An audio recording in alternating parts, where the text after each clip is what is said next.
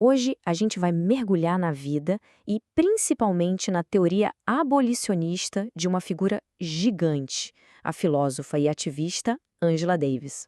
Olha, essa frase que tá aí na tela já dá o tom da nossa conversa. É uma ideia, assim, super radical, vinda de uma das figuras mais importantes e icônicas do século XX, né? E é daqui que a gente parte. Mas assim, para a gente entender de onde vem essa ideia, a gente precisa primeiro entender a vida dela. A história da Angela Davis não é só de estudo, não. É de ativismo intenso, de confronto direto com o sistema que ela depois vai criticar tão profundamente. E olha que loucura! A trajetória dela, ali no finalzinho dos anos 60, o começo dos 70, é uma virada de chave total. Ela deixa de ser só uma acadêmica e vira uma prisioneira política. E é claro que isso deu para ela uma visão completamente única e muito pessoal do que é o sistema penal. Então, é isso, a gente não está falando de uma teoria que veio só dos livros. A experiência dela na prisão, sabe, na pele mesmo, é isso que está na base de toda a filosofia dela. E é o que faz a crítica ser tão potente, porque ela está falando de dentro do sistema, olhando para fora. E aí, depois de ser absolvida, a Angela Davis começa a juntar as peças, a construir um diagnóstico muito, muito profundo do sistema que tinha colocado ela como alvo. Ela dá um nome para isso, complexo industrial prisional. A ideia aqui é que a prisão não tem a ver com justiça, sabe? Tem a ver com uma engrenagem gigantesca que envolve grandes empresas, a mídia, a política, todo mundo lucrando com o encarceramento.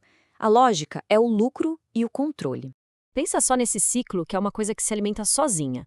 Começa lá nos anos 80, com as fábricas fechando, gerando desemprego. Isso cria uma baita crise social nas comunidades, né? Falta educação, falta serviço básico. E qual a resposta do Estado? Prender. E aí vem a parte final. As empresas ganham dinheiro com prisão privada, com trabalho de preso, ou seja, os problemas sociais, na verdade, não são resolvidos. Eles viram uma oportunidade de negócio. É perverso. Então, o ponto central é esse. A prisão vira uma espécie de depósito, um lugar para jogar tudo aquilo que a sociedade não quer ver, para esconder as pessoas que o próprio sistema considera indesejáveis. E o mais irônico é que foi esse mesmo sistema que criou as condições para essas pessoas serem marginalizadas. E a análise da Davis fica ainda mais forte quando ela coloca uma lente que a gente chama de interseccional. O que é isso? Basicamente, é entender que as coisas não acontecem de forma isolada. Raça, gênero, classe, tudo isso se cruza. O sistema prisional não é igual para todo mundo. Ele tem alvos bem específicos, bem nessa encruzilhada. E aqui fica muito claro o argumento dela. Ela traça uma linha reta, sem desvios, entre a escravidão e o sistema prisional de hoje. Para ela, uma coisa é a continuação da outra, só que com uma nova roupagem. O controle social da população negra, a mão de obra explorada, os mecanismos são assustadoramente parecidos. E não é só a teoria, não. Os números mostram isso na prática. Se a gente olhar para o Brasil, que tem uma história de escravidão muito parecida com a dos Estados Unidos, o que a gente vê? A grande, imensa maioria da população nas prisões é negra. Os dados não mentem. 71%. Esse número é muito pesado. É a porcentagem de pessoas que morrem em homicídios no Brasil e são negras. Isso mostra que a prisão é só uma parte de uma estrutura muito maior de violência contra a população negra. A prisão reflete isso e, ao mesmo tempo, ajuda a manter essa estrutura de pé. E Angela Davis também joga luz sobre a questão de gênero.